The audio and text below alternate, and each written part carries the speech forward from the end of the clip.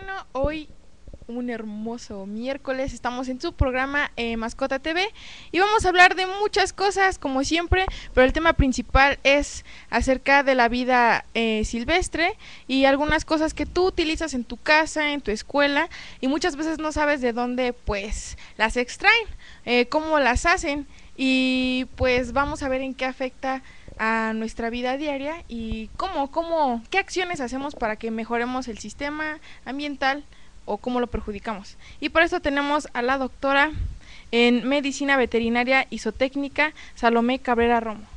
Hola, buenos días. Buenos días, ¿cómo estás? Bien, ¿y tú? Contenta de estar aquí, me imagino. Sí, muy emocionada. Porque ahorita los chicos, pues seguramente dirán, bueno, sí, pero pues yo vivo en la ciudad. Vamos a explicar, ¿no? Todo este tipo de cosas, de cómo sí influye la naturaleza en sus vidas, cómo nosotros afectamos a la naturaleza y demás. Pero vamos a presentar a nuestra invitada. Bueno, voy a mencionar que el currículum de la maestra es demasiado grande, nos podríamos llevar como 2 horas aproximadamente en esto, así que vamos a tratar de resumirlo lo más posible.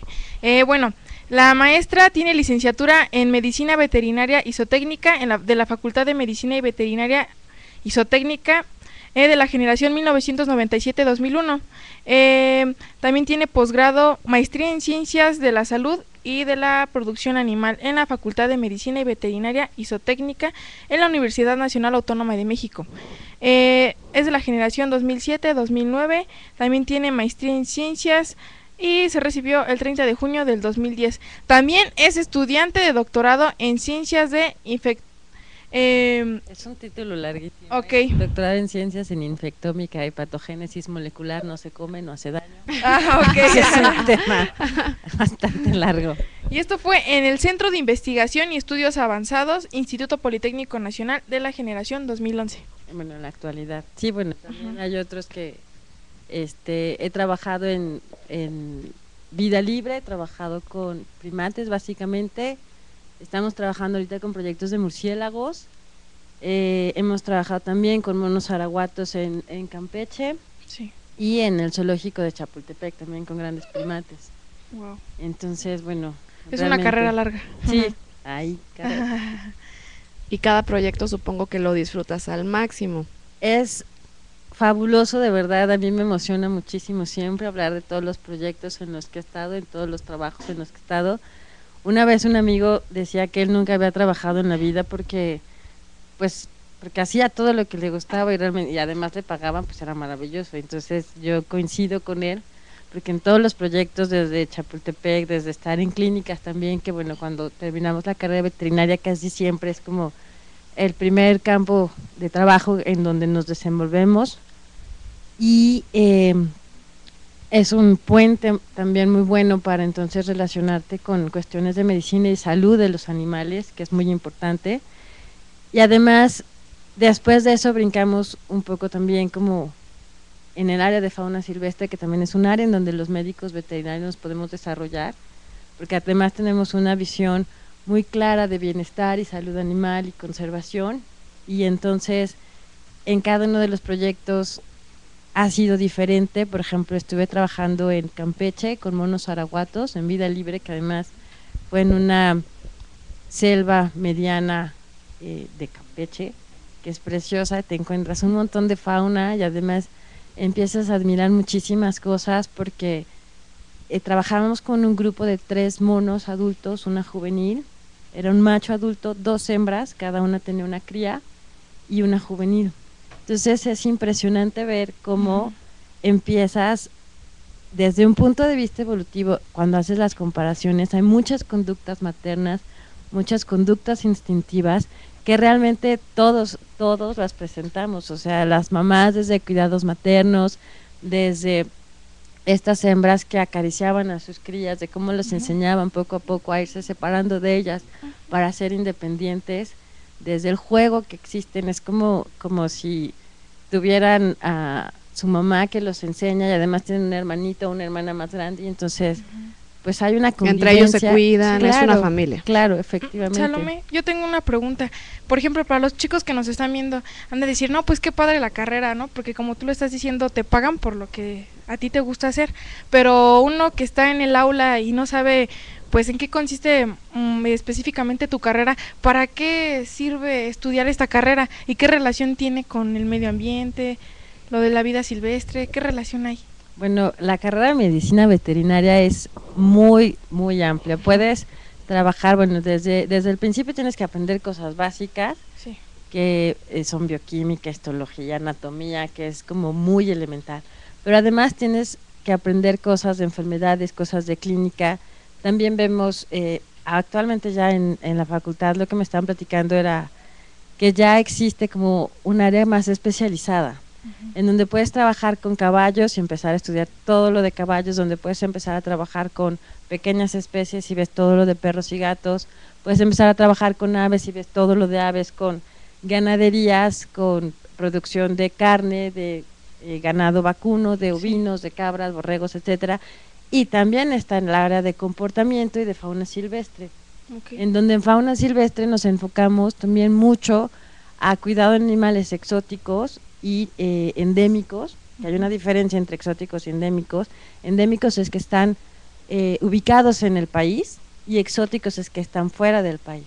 Exóticos son gorilas, elefantes, rinocerontes, y endémicos son todos los animales, por ejemplo, el mono zaraguato, las guacamayas, los loros, serpientes, perritos de las praderas, osos, lobo mexicano, jaguar. Que están dentro del país. Que están dentro del país. ¿Y qué es vida silvestre? Vida silvestre es todo aquello que, como dice vida, que está fuera de zonas urbanas, que puede estar incluso cerca de zonas rurales, pero fuera de zonas urbanas, y que además es no domesticado. Okay. Entonces, vida silvestre, puedes estar parado en un manglar, puedes estar parado en el mar, puedes estar parado en la selva, en el desierto, en los bosques, y eso es vida silvestre. ¿E incluye plantas, animales? Incluye plantas, animales. Okay. Todo el entorno. Todo el entorno. ¿Cómo explicarle a los chicos, ellos que, bueno, nosotros más bien que vivimos en un lugar completamente urbano, en donde ver una paloma, un perro callejero o ir al zoológico es como el máximo contacto que tienen a lo mejor con los animales, ¿no? Tener alguna mascota, un perro, un gato, un hámster, pero cómo valorar y cómo ir a conocer, cómo acercarte a toda esta fauna que existe en México, que es demasiado rica, y que aparte valoremos esto que nos comentabas hace rato, de que ellos son una familia, que a lo mejor si yo voy al zoológico y les aviento la piedrita, pienso que no pasa nada, pero los estoy ofendiendo, me estoy metiendo con ellos, ¿no? Entonces, ¿cómo concientizar a los chicos que también ellos tienen comportamientos parecidos a los de nosotros o que simplemente pues los estamos lastimando? Claro, es muy buena pregunta y es un buen punto que deberíamos estar conscientes todos. Nosotros también hicimos una vez un estudio en un zoológico preguntándole a la gente cuál era la percepción de la fauna mexicana, ¿no? Entonces fue como un poco triste saber que mucha gente no está enterada de la fauna mexicana que existe, ¿no? Afortunadamente hay mucha información, hay muchas imágenes en internet, hay muchas cosas que están ya al alcance en donde puedes solo buscar fauna mexicana e irte enterando. El hecho de que nosotros vivimos en una ciudad y demandemos recursos, estamos afectando la vida silvestre porque los recursos vienen de allá para acá. Entonces, muchas acciones desde este punto de vista repercuten en lo que sucede allá. Hablar de mascotas como perros y gatos son animales domesticados. Es muy fácil interactuar con ellos, es muy fácil criarlos porque bueno, ya hay toda una historia que hemos casi convivido con ellos durante millones de años, ¿no? Y eso entre comillas, porque como lo comentábamos en el programa pasado, es fácil, pero sin embargo no tenemos una cultura, una educación para poder cuidar a un animal, a un perro en este caso. Claro, además que el hecho de tener una mascota significa una responsabilidad, o sea, no solo te llevas un perro, te llevas una vida a tu casa, Sí. Y una vida requiere, tiene necesidades, necesita espacio, necesita alimento, necesita interacciones sociales. Cariño. Exacto, llamémosle cariño, y necesita también protección de cambios de los climas, etcétera, ¿no? Cuidados médicos y muchas cosas. Entonces, el hecho de tener una vida es una responsabilidad también. Entonces, eso genera a que debemos darles esta protección y esa seguridad a esa vida de que los vamos a cuidar. No se vale, de repente ya no lo quiero, ahora quiero otro perro y ahora quiero un gato, o sea, no son desechables, ¿no? Sí. Porque además, desafortunadamente ha habido muchas personas que hemos conocido que ya no quiero un perro y se me hace muy fácil irlo a tirar a la selva, por ejemplo. Mucha gente en Campeche, en muchas zonas, creen que dejarlo en libertad es ayudarlo. No, no es cierto, porque entonces le dejas un problema a la selva, porque entonces el perro, si tiene la suerte de encontrarse un bicho y comérselo, estás quitándole, por ejemplo, una mamá iguana a la selva, ¿no? Estás rompiendo la cadena. Exacto, entonces ahí necesitas mantener esa población de fauna para que siga existiendo fauna y no meterle una fauna que puede ser invasora, ¿no? Como un gato que va a cazar y que va a cazar pajaritos, o un perro que va a masticar lo que pueda hacer. Eso en el mejor de los casos para el perro. Sí. Pero no siempre sucede. Sucede que de repente también hay enfermedades como el moquillo, como parvovirus, que les pueden dar a los perros, y que entonces si tú lo sueltas y un perro que está desnutrido es más fácil que se enferme, entonces estás llevando moquillo y estás mandando parvovirus a la selva, por ejemplo, o a los bosques. Entonces estás poniendo en riesgo a las poblaciones que viven en vida libre y que realmente el manejo de enfermedades que tienen dentro de ese ecosistema es muy diferente al riesgo que estás mandando al estar tirando perros o gatos, ¿no? Y otra de las cosas es que hay la diversidad en México, la fauna silvestre es tan bonita que entonces es un problema porque mucha gente quisiera tener una guacamaya en su casa, ¿no? Y entonces, ¿por qué? Porque se ve colorida, o un loro, porque entonces hace muchos años todavía no había esta protección ambiental que existe ahora, ¿no? Ahora ya hay leyes que prohíben la comercialización de loros en México, lo cual es muy bueno. Y antes, por ejemplo, había abuelitas que los compraban en los mercados. Sí. El asunto es que los loros son muy longevos. O sea, puede haber registros de 50, 80 años que te los pueden contar las abuelitas. Si una persona oye que mi abuelita tenía un loro y yo quiero un loro, eso significa que alguien tiene que irlos a sacar clandestinamente de la selva, ¿no? Y entonces sacarlos clandestinamente de la selva significa, no es que le chiflaron al animal y el animal bajó, sino que tuvieron que tirar el árbol o matar a la mamá o subirse y sacar el nido, etcétera. Entonces no es como mascotas, no son fauna silvestre. Hay otros animales, como dijiste, los hámsters, ¿no? Que bueno, ya hay una reproducción de estos animales y las conductas, bueno, se han modificado y entonces puedes manejarlos, ¿no? No es como un ratón de campo que si lo agarras te muerde, claro. ¿Por qué? Pues porque se defiende. O sea, tú eres un extraño para él. Es una reacción normal, ¿no? Claro, claro, de defensa. No es una agresión, es una reacción de defensa. Entonces, y bueno, por ejemplo, respecto a los hámster, ¿no? Y la diferencia de los ratones, no sé, se me vino a la mente los circos. Hay elefantes, son animales salvajes. Si un chico dice, yo quiero tener un búho en mi casa o quiero tener una guacamaya, si tiene las posibilidades económicas, ¿puede tenerlo? O sea, ¿podría ser capaz de educar a ese animal? Mira, de hecho, eso ya sería como hablar de capacidades de cada uno de los muchachos. Yo no lo recomendaría porque además son muy ruidosas las guacamayas. Ya ahorita me parece que ya no existe la venta de guacamayas y o bien, por ejemplo, se cerró como ese comercio de introducción de aves, se llaman aves citácidas, todos los que tienen que ver con guacamayas y monos, por ejemplo, porque antes había mucha gente que se compraba un mono ardilla, ¿no? Y los monos ardillas no son del país. Los únicos monos que hay aquí en México son los monos araguatos, negro y de manto, y el mono araña. ¿Y esos animales pueden llegar a ser domesticados? No. No, porque de hecho, además de que no pueden ser domesticados, la dieta de esos animales es bien específica. Son animales que comen hojas. Entonces, el sistema digestivo de esos animales es bien especializado. Entonces, no van a sobrevivir con lechuga, no sobreviven con alfalfa. Entonces, la dieta de estos monos es bien variada y además es por estaciones. Entonces, cada estación hemos visto que cuando hay, por ejemplo, chico zapote, comen chico zapote. Luego cambia y entonces hay floración de otro árbol y van y comen esa floración. Luego cambia y entonces es bien bonito cómo funciona el sistema. Entonces cada vez van como, ahora hay chico zapote, ahora hay flores, entonces van variando su dieta.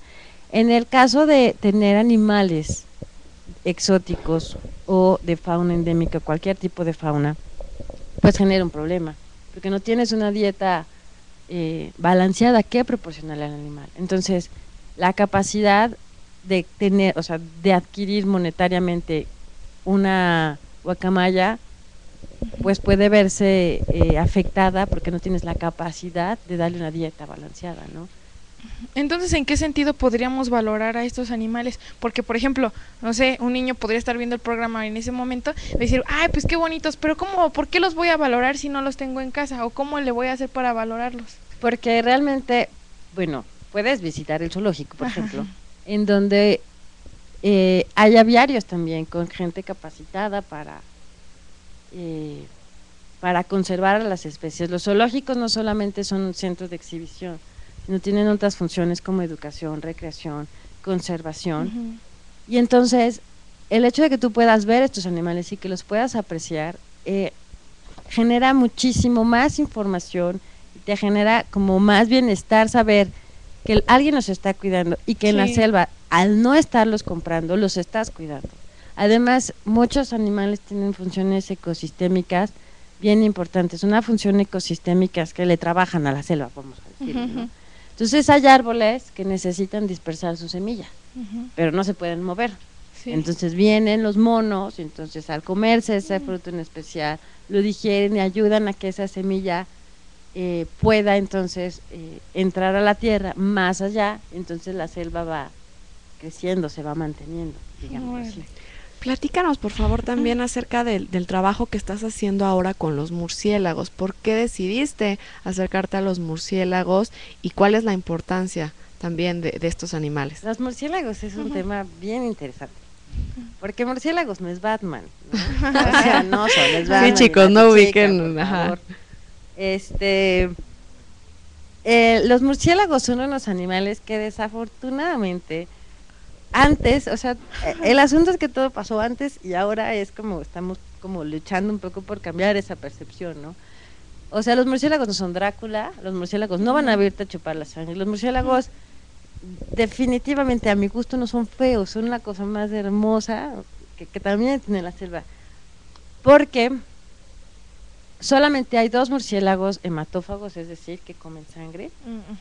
Hay 2 especies en México, los demás son frugívoros, que comen fruta, los demás pueden ser insectívoros, lo cual también es muy bueno porque es otra función, porque pueden comerse muchos insectos y mantienen la población de insectos, no estás que te metas y estás lleno de insectos. Que no haya plagas a lo mejor, ¿no? Que controlen ese tema. Y que además pueden ser polinizadores. Hay plantas especializadas que entonces ponen su flor como para atraer a estos polinizadores para que se los lleven. No es lo mismo que una abejita que es así de este tamaño, si una cantidad de polen así, que un murciélago que es de este tamaño y se embarre de polen y entonces pueda ir repartiéndolo por su trabajo es más sencillo. Exactamente.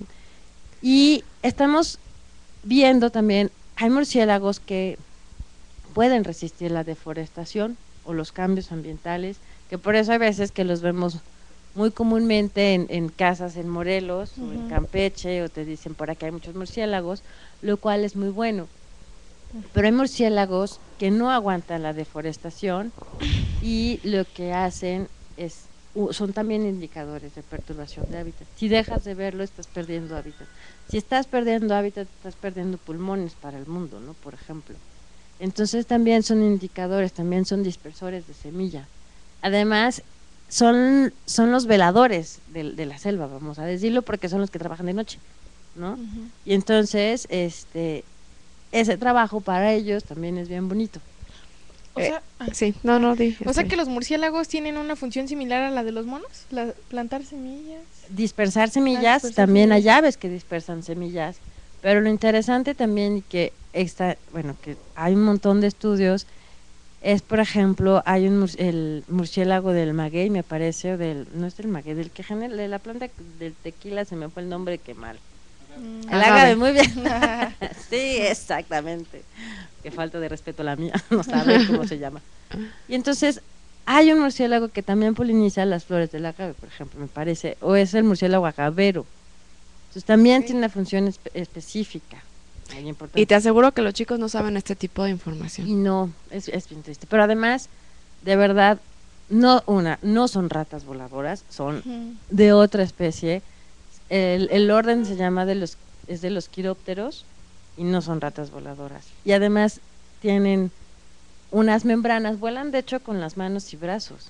Entonces está increíble porque sí, son los únicos mamíferos que pueden volar. O sea, todo lo que quisiéramos, si tú le preguntas a un chavo, ¿qué te gustaría hacer si tuvieras un superpoder? Sería volar. Bueno, Sí. Ellos lo tienen. No nada más Batman. No nada más ¿Qué es un Batman. Y además quiróptero? Batman y vuela. Es el orden de los murciélagos. Ah, O sea, por ejemplo, primates, Ujú. estamos todos ahí, pertenecemos al orden de los primates, sí. porque somos primates, y ellos son quirópteros, pertenecen al orden de los quirópteros. Ok. Pues mencionar las escuelas que están conectadas, agradecerles y esperemos que estén aprendiendo mucho. Técnica 64, 88, 75, 25, 115, 42, la 1, la 81, la 10, la 107, la 13, 17, 29, 364, 66, 68, 92, 26, 78. Todas ellas, muchas gracias por estar conectadas. Sí hay muchas personas que quieren cambiar un perro o cambiar a su gato, así como si fuera, lo mencionan también ellos. A veces solamente se les adquiere para hacerlo sufrir. Sí, debemos de ser conscientes que no nada más es un gusto, ¿no? Claro. Sino tener una mascota significa responsabilidades. La mascota es parte de la familia. ¿Existen guardias forestales en nuestro país? Te preguntan. Pues existen gente, por ejemplo, de la Secretaría de Medio Ambiente y de Profepa, que tal como guardias forestales, como lo vemos en otros países que están dentro del lugar, no. Pero existen estas autoridades que son las encargadas en vigilar que no haya extracción, por ejemplo. O sea, para extraer un animal y moverlo tienes que ir a la carretera, tienes que salir. Entonces estas autoridades están generalmente en puntos estratégicos para tener un control del tráfico, por ejemplo. Okay. Bueno, respecto al tráfico de los animales, ¿sí es muy segura la protección que les dan? O, por ejemplo, así como hay inseguridad en la ciudad o en los pueblos, ¿qué tan segura es la selva para los animales? Uy, la selva es, obviamente para todos los animales hay un riesgo, Sí. ¿no? Porque, bueno, evidentemente no es... hay depredadores, ¿no? Por ejemplo, un jaguar se puede comer un mono, pero es una forma natural. Sí. ¿A eso se refieren? Y pero enfocando a la otra cosa, por ejemplo, entre los animales, bueno, va siendo algo natural, pero que un ser humano vaya y se robe un animal, o sea, ¿qué tan seguro es que no se los roben? No es seguro, porque desafortunadamente mucha gente que, bueno, también necesita vivir, ¿no? No tiene trabajo y es una forma rápida de extraer un recurso que no le cuesta nada a esta persona y entonces venderlo. O sea, no le costó nada más que irse a parar en lugares que casi siempre son habitantes de zonas rurales, que entonces les es muy fácil, sé dónde hay pericos, voy y los agarro, ¿no? Y los atrapo. Y como es gente que ha crecido siempre ahí, pues se sabe manejar muy bien en estas zonas, sabe manejarse muy bien donde hay serpientes, etcétera, bla. Sí. Y entonces no es muy seguro protegerlos directamente. Ahí la protección empieza desde mis acciones aquí, no comprando estos animales, pasando la información de que, bueno, los animales, este tipo de fauna no son mascotas, de que se pierde muchísimo más, o perdemos incluso como mexicanos muchísimo más diversidad si una sola persona compra un... Sí, porque no adquirimos conciencia de que si alteramos el sistema ya no va a volver a regresar a ser el mismo. Claro. Entonces, ¿qué le recomiendas a los chicos? Por ejemplo, me incluyo, yo no sabía mucho del tema hasta que nos estás visitando ahorita, tuvimos que investigar un poco. Entonces, bueno, yo ya estoy en un nivel más avanzado, pero ellos están en secundaria, ellos, ¿cómo le pueden hacer para saber cómo cuidar a los animales o cómo pueden adquirir esta información para que valoren más la fauna que nosotros tenemos? Porque inclusive yo ni siquiera sabía lo que nos estás diciendo. Pues mira, hay muchos lugares, los zoológicos es donde también te pueden dar información porque también existen áreas educativas, existen aviarios también en el Distrito Federal, bueno, antes era el aviario de la Siberia, pero ya le cambiaron el nombre, que está como por Cabeza de Juárez por allá. Sí.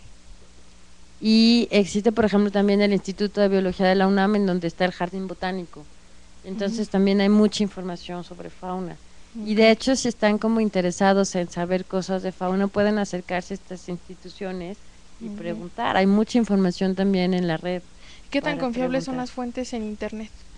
Hay buena información, por ejemplo, está la página de Conavio, está Semarnat, está el Instituto de Biología de la UNAM. Entonces existen realmente este tipo de fuentes en donde mencionan, por ejemplo, bueno, muchas cosas de diversidad y también muchas cosas de lo que no se debe hacer, ¿no? Okay.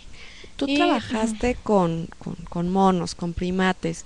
Ahorita me imagino que también aprecias mucho y valoras mucho a los murciélagos, pero debe de tener una mayor relación trabajar con primates, porque ahí sí hay como a lo mejor un contacto, ¿no? Y un cariño directo con esta especie. ¿Cómo le haces para también desprenderte de ellos? Porque no todo el tiempo puedes estar investigando, estar cerca de ellos. ¿Cómo es este contacto, ¿no?, físico y sentimental con ellos? Esa es una pregunta muy fuerte, porque sí generas mucha empatía, ¿no? Y realmente como seres humanos todo lo que admiramos sí genera mucho cariño. Cuando estábamos trabajando en Campeche, que es en vida libre totalmente, no podíamos ir y tocar a los monos, ¿no? Sin embargo, de verdad es impresionantemente bello oírlos aullar, por ejemplo, oír como todas las vocalizaciones que en un zoológico o en cautiverio no las oyes, ver cómo la mamá vocaliza para llamarle al hijo, cómo el hijo vocaliza para llamarle a la mamá, cómo hay una señal de alerta, o cómo hay una señal, una vocalización de auxilio. ¿No puedes dar un ejemplo? Pues no. Sería interesante. Porque de hecho bueno, intentaré, pero hay vocalizaciones, por ejemplo, o cómo se tocan, cómo gesticulan cuando están jugando. Por ejemplo, hubo una vez que una mamá se alejó para comer, pero todo el demás grupo se quedaba, ¿no? Porque es como yo cuido a los niños y tú te vas a comer y ahora yo voy, entonces porque hay que estar pendientes de depredadores, porque a una de esas puede haber una serpiente que incluso está en un árbol y entonces se lo come. Entonces las mamás hacían un sonido tan sutil que era así como ¿no? Y entonces es impresionante porque entonces el crío empieza a modificar su conducta y empieza a buscar a su mamá. Y entonces o por ejemplo una vez se cayó una, ¿no? O sea, si se cayó una mona, pues ni modo que te ayudo, comadre, pues no. Entonces, de verdad te quedas así de por favor levántate. Porque además había estado jugando por todas las ramas de los árboles, se había estado corriendo. Yo así, por favor que no se caiga, y por favor. Pero entonces estábamos registrando conductas y justo en el momento que me agacho a escribir, ¡chin! O sea, yo digo, ¡pum! Entonces me levanto y estaba así en el piso, dije, no, por favor, ¿no? Pero no puedes hacer nada. No. Entonces, sí es como bien fuerte tratar de despegarte de eso y entender que no nos toca. O sea, ellos de verdad se las arreglan perfecto ahí, pero el hecho de estar viéndolos en ese lugar es increíble. ¿Y en su conducta qué tienen ellos que nosotros no tengamos? En respecto, no sé, a lo mejor el valor en equipo, así como se organiza. Lo que ellos no tienen es, por ejemplo, el consumismo, ¿no? Sí. O sea, no necesitan ir a comprar cosas. No tienen, por ejemplo, ganas de asesinar, o no tienen asesinatos, por ejemplo, ¿no? Al menos estos monos. O sea, no hay como una maldad de pollo, o no hay ninguna agresión directamente a otras especies, ¿no? O sea, realmente viven instintivamente muy simple su vida. Ellos duermen, comen, pueden interaccionar con otros animales diferentes a ellos, pueden jugar con ellos, pueden ser muy curiosos. Y entonces, por ejemplo, una vez estábamos viendo al grupo y había una iguana gigante verde. Entonces, la manera en como todos estaban alrededor viendo a la iguana era bien interesante. Sin embargo, la juvenil de verdad estaba como muy curiosa. Entonces iba y era así y trataba de jalarla, pero la iguana pues evidentemente reacciona, ¿no? Entonces la iguana tiene unos movimientos así como de alerta, entonces la mona así corría y se hacía para atrás y se escogía y otra vez iba como tiquitiqui, entonces la volví a agarrar, pero jamás la intentó agarrar como de, te voy a matar, ¿no? Jamás, o te voy a comer. Como experimento, ¿no? Claro. No te conozco, no te he visto, voy a ver qué eres. Claro, exactamente, entonces es la sensación, evidente, y además era la juvenil, seguramente los adultos ya habían visto otra iguana como esa, pero para la nueva, esa experiencia no la tenía, entonces pues quiso experimentarla, ¿no? Sí. Entonces, bueno, es súper bonito. Tú me imagino que tienes una vida cotidiana, ¿no? Tienes un horario de trabajo, haces tu vida, tus actividades, tienes vacaciones, pero ¿qué sacrificas? Ajá. ¿Qué sacrificas y en qué te tienes que adaptar por este amor a tu trabajo? ¿Qué es lo que has tenido que, híjole, que esforzarte y decir, esto me cuesta mucho trabajo, pero ni modo, lo tengo que hacer porque estoy trabajando? Pues mira, ahora con el doctorado, por ejemplo, ¿no? Que estar en el laboratorio en un principio me costaba mucho trabajo porque me había acostumbrado a estar en el campo, ¿no? A salir. Entonces, de hecho, mi tutor de repente es así de, bueno, te falta clorofila, ya vete al campo, ¿no? Y entonces, pero afortunadamente ahorita el trabajo que estamos haciendo me permite estar en campo y regresar a trabajar la información en el laboratorio, en donde se genera información importante para los tomadores de decisiones, ¿no? Para decir, no hagamos esto con los murciélagos, por ejemplo, o porque si pierden el hábitat, bueno, están en riesgo de contraer enfermedades, bla, bla, bla, ¿no? Entonces, hasta ahorita, híjole, yo creo que no me había puesto a pensar como en sacrificio, porque realmente me gusta mucho lo que hago. Y sales más que nosotros. Al campo, sí. Conoces más lugares. Claro, bueno, sí, un poco. Pero lo que ha dejado de hacer, sí, por ejemplo, es como el cine, ¿no? O sea, tampoco soy muy cinéfila, pero tampoco aguanto ya mucha gente, por ejemplo, centros comerciales, después de estar, y eso nos ha pasado a muchos, de los que hemos estado trabajando en campo, centros comerciales ya te cambia un poco el panorama, porque ya es mucha gente, mucho ruido, que cuando estás inmerso en él no te das cuenta, que incluso el ruido también es contaminación, por ejemplo, ¿no? Y nosotros no lo vemos así. Exacto, y entonces ya estamos tan habituados aquí, ¿no? Que ya no lo ves. Y realmente eso es generación de estrés y entonces te pones así, entonces ya más bien es como evitar, pero sacrificio, no, ninguno ahorita.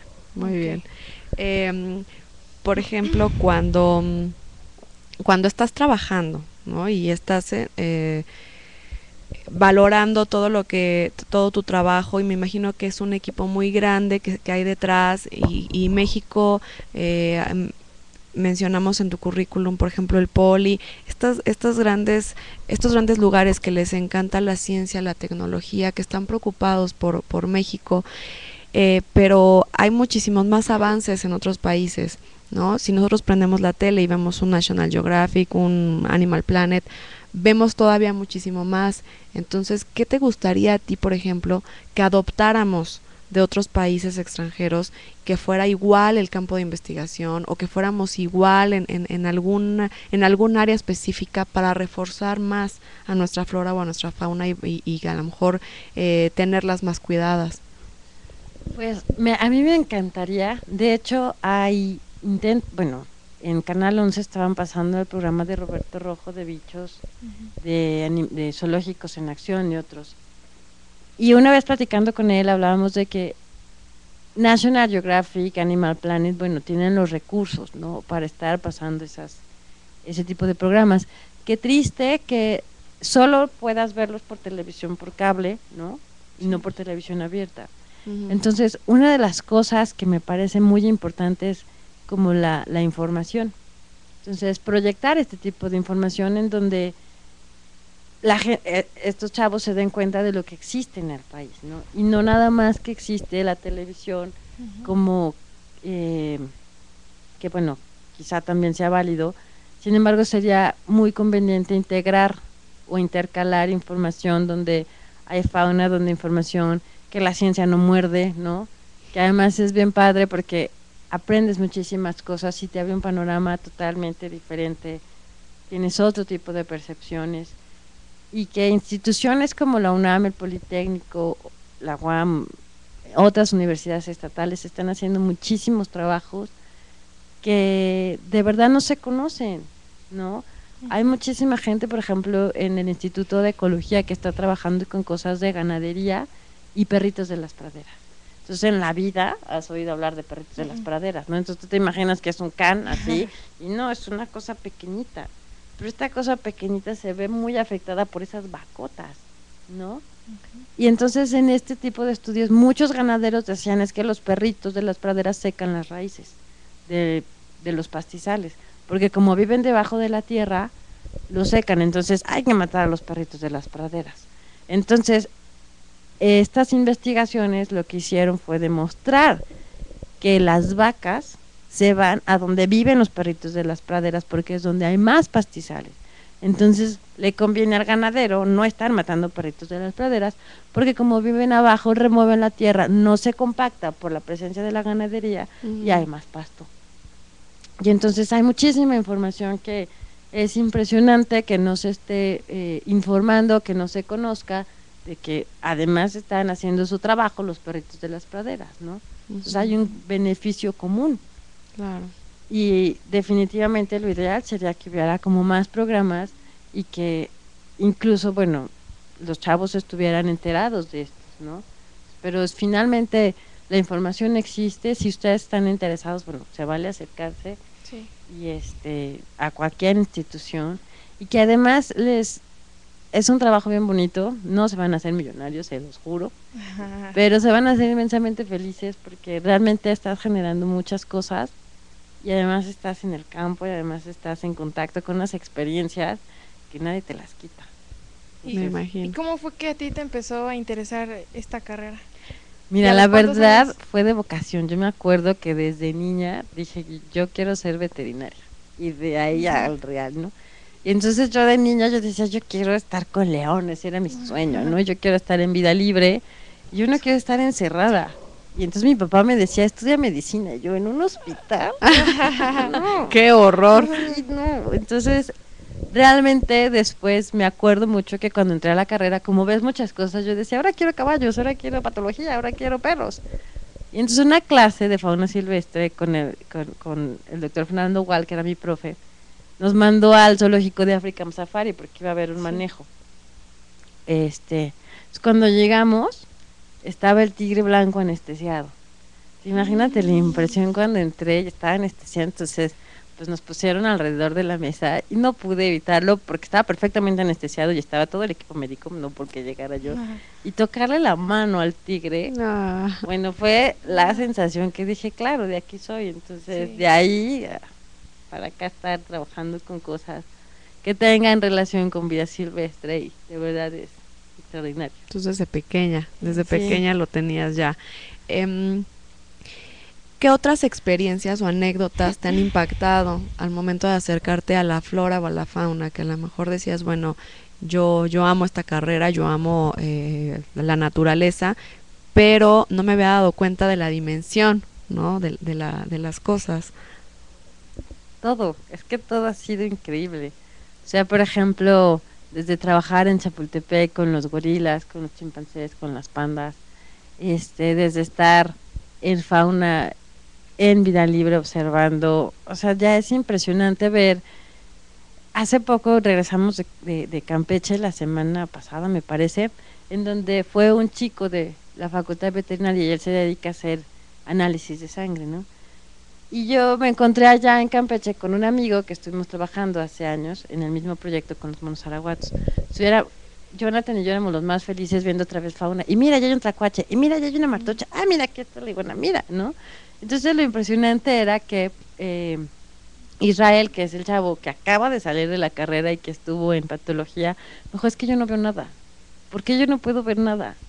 Y entonces nosotros, me impactó muchísimo porque de verdad empiezas a desarrollar como o sea, es impresionante. Y yo me doy cuenta que de repente volteo y en la selva cuando hemos ido a Calakmul, así de, mira un tucán. Entonces, ¿dónde? No, ahí está, ¿no? Si yo vamos, pues, hay una tarántula. Y entonces está increíble. Y entonces de verdad desarrollas esta habilidad como por escuchar los sonidos. A mí me parece que la percepción y los 5 sentidos tienen que trabajar muchísimo más, de que huele a zorrillo, por ejemplo, ¿no? Sí. Entonces sabes que huele a zorrillo, mira, por ahí anda, o huele a... Bueno, aquí en la ciudad huele mucho a zorrillo. Sí, huele a otras cosas. ¿No? Son olores que también son cotidianos. Sí, no, pero es impresionante cómo se desarrolla y que a veces más bien, cómo lo hemos perdido aquí en la ciudad, ¿no? Porque hay muchos contaminantes a los que estamos expuestos y ya no tienes la misma sensibilidad. Lo mismo pasa con el oído. Aquí es tanto el ruido en la ciudad que de verdad, cuando sales a campo, cuando sales a otro momento, pierdes toda esta sensibilidad, ¿no? O de verdad, por ejemplo, de que estás como acostumbrado a que todo lo tienes que ver grande, ¿no? Todo lo tienes que ver aquí porque aquí vives, ¿no? Sí. Que cuando sales al campo es totalmente diferente. Y de verdad, la percepción de la gente que vive en zonas rurales a la percepción de aquí es totalmente diferente. Por ejemplo, un día me impresionó muchísimo, estábamos cerca en una sabana húmeda, se llaman estos lugares donde hay muchos pastos grandes y mucha humedad, hay muchos mosquitos, y un niño como de 6 años sin chanclas y en playerita, y el niño así jugando y con nosotros en la noche capturando murciélagos, y el niño como si nada, y no le importa, y entonces pasa y puede arañarse con la reja y se siente en el piso y no le importa. Y un niño de ciudad, bueno, llora seguro, ¿no? Sí. No, ni un minuto aguantaría en un espacio así. Los mosquitos y las quejas serían ya estuviera llorando, ¿no? Sí, exacto. Entonces, sí, una de las cosas y muchísimas satisfacciones ha sido toda esta experiencia sensorial que he tenido y además, pues todo lo que he visto y todas las conductas, es increíble. Estrellita, hay más comentarios. Pues respecto a lo que estábamos hablando hace un momento, pregunta la técnica 77. ¿Quién o quién les da derecho de enjaular o matar a otros seres vivos? Bueno, pues sí, no es que tengamos un derecho, ni quién lo otorga. Eso definitivamente va en función también de historia, ¿no? Y de lo que estás acostumbrado a ver. Entonces mucha gente todavía va a los circos, por ejemplo, ¿no? Porque cree que eso es divertido, porque cree que es una forma de recreación, y entonces si mucha gente va, eso le está diciendo al circo que entonces es atractivo, entonces estás generando más demanda, ¿no? Desafortunadamente, lo que sucede es que no hay, o más bien sí hay como hay permisos que pueden tener animales, ¿no? Desafortunadamente pues, también hay cuestiones de corrupción, sí. Pero todo esto se puede arreglar si la gente dejara de ir, si realmente estuviera informada de qué mal la pasa, ¿no? Entonces, y a veces muchos de esos animales, por ejemplo, muchos tigres que tienen en los circos, son animales que han nacido en otros países y no en libertad. Entonces, para ellos su casa es una reja, por ejemplo, ¿no? Sí. Entonces, se puede disminuir esto en medida que la gente deje de ir, que la gente se informe que no está padre. Sí, o sea que una mala acción sería pues ir al circo, por aunque ejemplo, suene frío, porque no saben en realidad lo que pasa en estos animales. Los circos con animales, exacto, porque por ejemplo hay otros circos en donde hay otro tipo de espectáculos, en donde hay un desafío como en el cuerpo humano y está bien padre eso, pero ya cuando estás involucrando vidas que podrían estar mejor en su hábitat natural, sin embargo están ahí para que tú haciendo ruido, aplaudiéndole o gritándoles los estreses y entonces no está padre. Y yo me acuerdo, bueno, me parece que sí iba en la secundaria cuando vi esta película, no me acuerdo cómo, El planeta de los simios, donde se voltean los papeles, y en ese momento sí me puse a pensar, y si así fuera y nosotros fuéramos los animales. ¿Y qué tal que hacemos más cosas feas que los gorilas?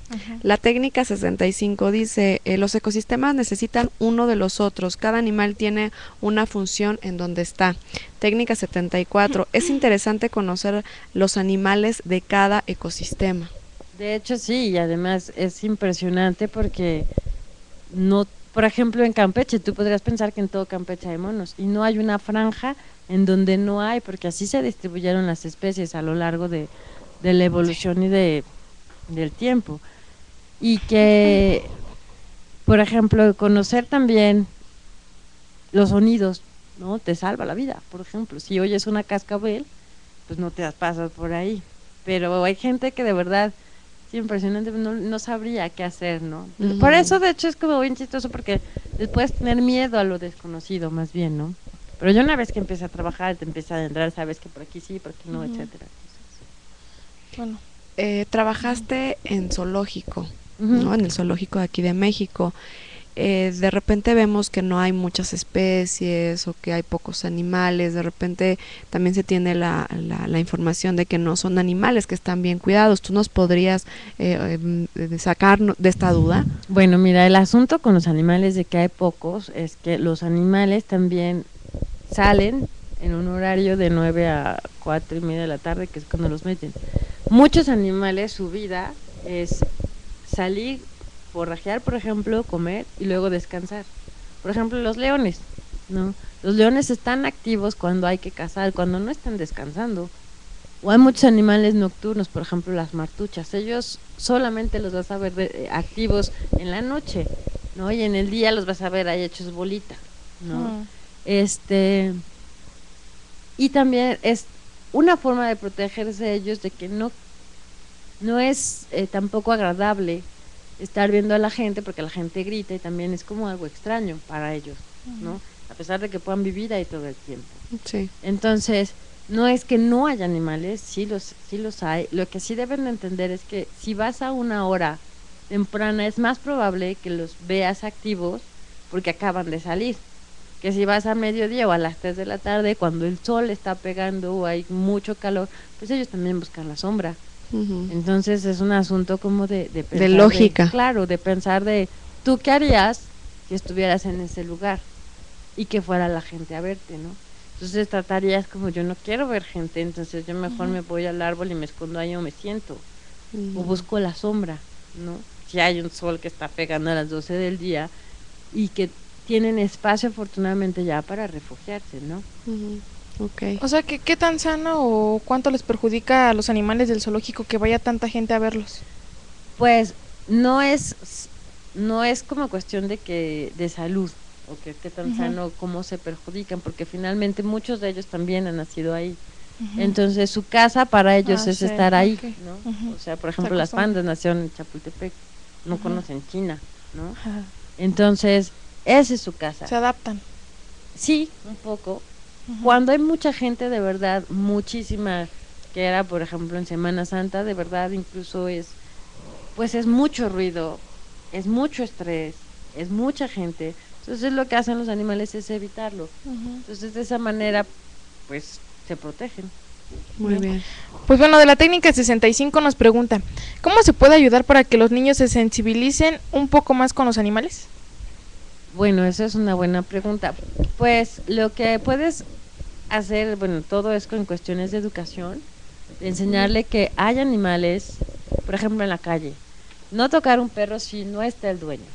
O que vaya un adulto siempre, alguien que sea capaz de reconocer si un perro es amable o no, ¿no? Entonces puedes ir educando poco a poco a los niños. Me parece a mí muy bueno que permitan el contacto y la interacción. También consideren que hay edades que son óptimas para tener una mascota, porque si hay un niño pequeño, por ejemplo, de 2 años, y quieres tener un Bull Terrier o un Rottweiler, un perro grande, cuando voltee va a haber dientes, ¿no? Y va a sentir el jadeo, y a lo mejor eso no es agradable para un niño. Entonces eso puede generar temor. El asunto es que si van a tener una mascota, o si tienen una mascota y un niño pequeño, siempre haya un adulto que le enseñe que no hay riesgo, siempre y cuando el animal esté bien educado, ¿no? Y sobre todo yo creo que también no dejarle toda la carga en la escuela, que está la maestra de ciencias, ¿no? Pues vamos a decirle a la maestra de ciencias que concientice a los niños para que ya no los maltraten y valoren, no, sino que el maestro de español, el de matemáticas, que todos se integren para que tengan conciencia acerca de los animales. Claro, además seguramente hay gente que pudo haber tenido una experiencia que me correteó un perro, pero por ejemplo, cuando yo era niño.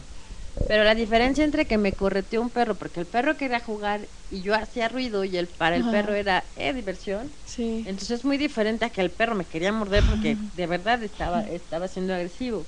Sí. El asunto es que hay que hacer esas diferencias. De hecho, yo me acuerdo que un colega y amigo también me contaba una vez que a él lo correteó un perro y entonces le dio miedo. Dice, ya después alguien me enseñó, pues ve, ya soy veterinaria. Yo de niña me acuerdo que yo iba por la calle y entonces iba así, perrito y perrito. Y uno me mordió o me arañó, pero yo tenía 3 años. Yo, después de esa experiencia, a quien le tenía miedo era las inyecciones, pero era pavor. Porque además me pusieron, dijeron, bueno, lo mordió un perro, no encuentra el perro, con vacuna contra la rabia, ¿no? Y entonces en aquel entonces eran 21 inyecciones ¡Qué alrededor horror! del ombligo, ¿no? Entonces, o sea, las jeringas era el miedo más horroroso, pero no a los perros. Entonces sí hay una diferencia entre cómo perciban los niños y cómo perciben las experiencias con los animales, y que está muy relacionada con que los adultos, porque gente que jóvenes ya están bastante grandecitos también para tener esa responsabilidad, y observar, siempre es muy bueno observar cuando un perro está activo, cuando está jugando, cuando está enojado, cuando... O sea que en tu trabajo nunca te ha atacado algún animal. No, bueno, sí hemos salido mordidos, seguro, Sí. pero y arañados y así, pero Pero igual es un mecanismo de defensa. claro, o sea, pues se están defendiendo. Si yo voy a inyectar a un perro, pues y eso le duele, pues quítate. Ujú. No, Así hay que es. hacerlo bien, Sí. ¿no? O sea, si yo agarro un murciélago y me muerde, pues es que se está defendiendo, ¿no? Técnica 64 dice, por el maltrato de estos animales del circo es que se han presentado diversos ataques a los propios entrenadores. Técnica 68, de hecho los animales atacan cuando se sienten agredidos y te mandan una pregunta, ¿es cierto que los animales se vuelven locos por el encierro? No es como, hay una diferencia porque me parece más bien como que la locura la medimos desde un punto de vista humano, ¿no? De perder la razón. Entonces, para perder la razón, pues es que la tuviste antes y que sí, y entonces Sí, te ajá. volviste loco. Pero un animal genera muchas conductas que se llaman estereotipias, que pueden ser conductas repetitivas y sin sentido, que no tienen nada que ver con sus conductas naturales, ¿no? De repente, por ejemplo, es muy común ver en circos elefantes que se están moviendo así con la cabeza, porque de verdad es como el único movimiento al que tienen acceso, ¿no? Entonces son conductas y no es como, es la locura, o sea, de verdad hay otro término que están enfermos ya en algún punto en su comportamiento, es anormal, pero como tal de decir de locura sería un término diferente, ¿no? Ok, entonces más bien ellos tratan de acoplarse a donde están y algunas reacciones que tienen ellos es a lo mejor por su desesperación, ¿no? Claro, es estrés crónico ya, o sea, ya han vivido una vida de estrés, de gritos, de estrés todo el tiempo, entonces sí es perder como, es como tener unas conductas normales, no instintivas, propias de un elefante, pero estas conductas se mantienen porque hay interacción con otros animales, porque hay actividad para esos animales, porque hay un espacio para esos animales. Entonces, si no tienes estas, se van así. Entonces, estas conductas que tú estás viendo, pues es porque no hay nada que les pueda proporcionar. De hecho, una de las cosas que ahora hacen los zoológicos es dar enriquecimiento ambiental, por ejemplo, ¿no? O sea, si hay animales que su comida la buscan, ¿no? Entonces hay veces que, por ejemplo, en Chapultepec o en otros zoológicos, no sé, un oso polar les ponen cubos de hielo, ¿no? Con el pescado congelado adentro, de tal forma que la conducta de rasgar, de buscar o de romper la tengan, ¿no? O algunos primates que les pongan hojas alrededor para que entonces su conducta es que van y buscan, entonces se mueven y van y colectan las hojas, ¿no? Entonces esas son conductas de enriquecimiento ambiental, pero si en circos no los tienen, entonces las conductas que tú ves no es que esté como loco o perdiendo el juicio, es que no hay alternativas de enriquecimiento y entonces es lo que hacen. Muy bien. ¿Hay alguna, bueno, hazle la pregunta de la Dice, técnica? Bueno, es comentario. La técnica 74 dice, los animales son parte de nuestra vida y si desaparecen, nosotros también desaparecemos. Pues en algún momento esperemos que no, porque en el momento que nos podamos comer los celulares, el sillón, ¿no? El coche, entonces pues ya lo hicimos, pero pues no va a pasar. Claro. ¿Hay algún debe de haber medidas de precaución, sobre todo de respeto cuando vas tú a un área en donde sabes que no puedes matar a la araña nada más porque te da pavor, o que aunque haya mosquitos, pues ni modo, te van a picar. ¿Hay algún tipo de medidas como vacunarte, o si te picó tal insecto, pues ya no te puedes quedar y tienes que regresarte para ver si no te causa algún problema? Pues mira, lo preventivo siempre es cuidarte bien. O sea, los mosquitos pues te van a dar mucha comezón. Hay mosquitos que si vas incluso dentro de las ciudades que te pueden picar y te da dengue, bueno, ahí no hay vacunas, ¿no?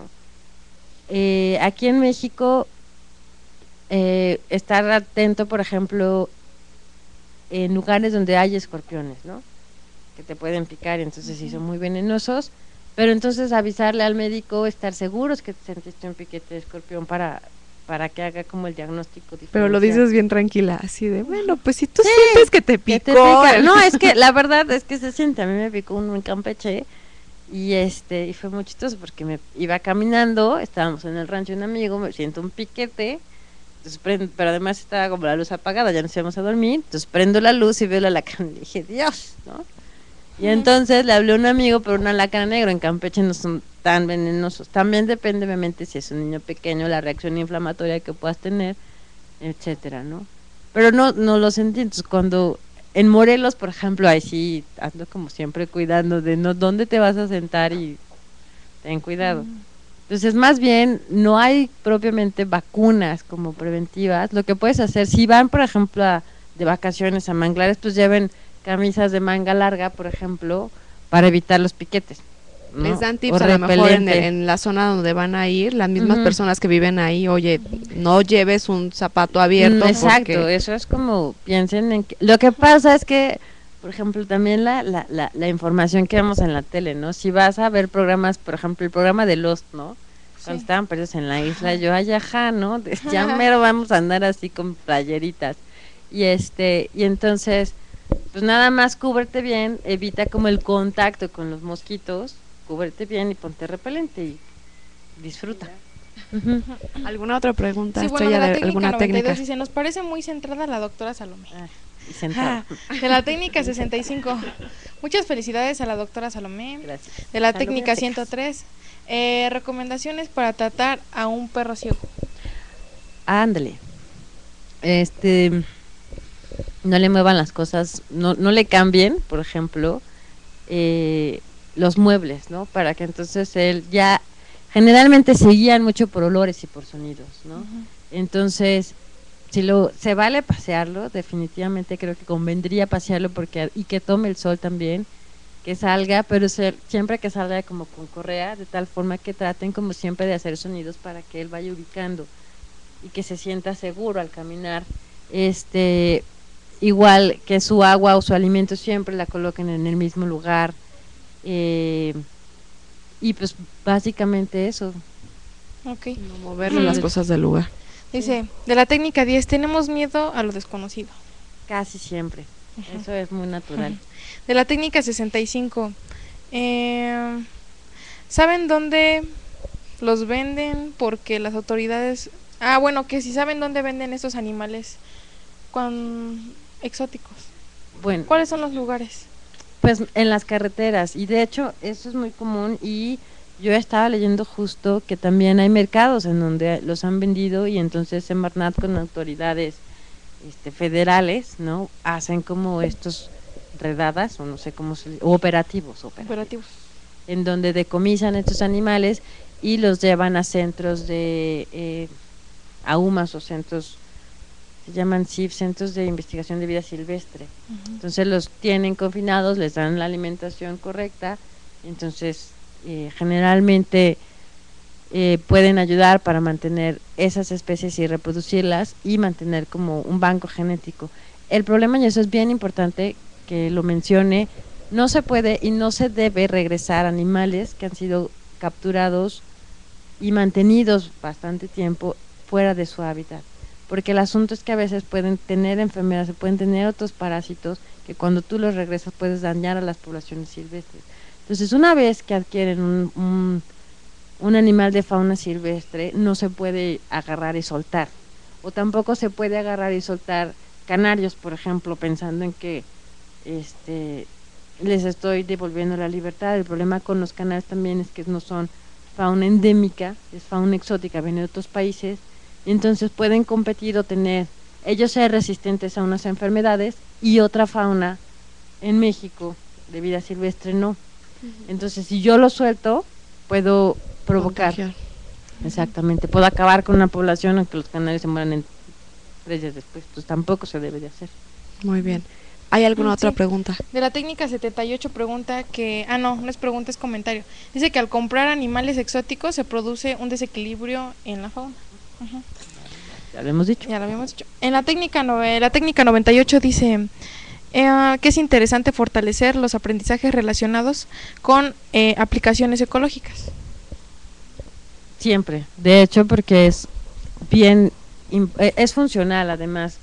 Si entendemos cómo funciona afuera y sabemos cómo podemos utilizar los recursos de la mejor manera, no se mantiene, ¿no? Por ejemplo, hay ganaderías que actualmente han deforestado la selva porque es donde creen que funcionan mejor los pastos, pero hacen corredores biológicos, por ejemplo. Un corredor biológico es que dejas una zona conservada alrededor de las zonas ganaderas que estás metiendo, de tal forma que todavía haya movimiento de las especies y no se queden aisladas.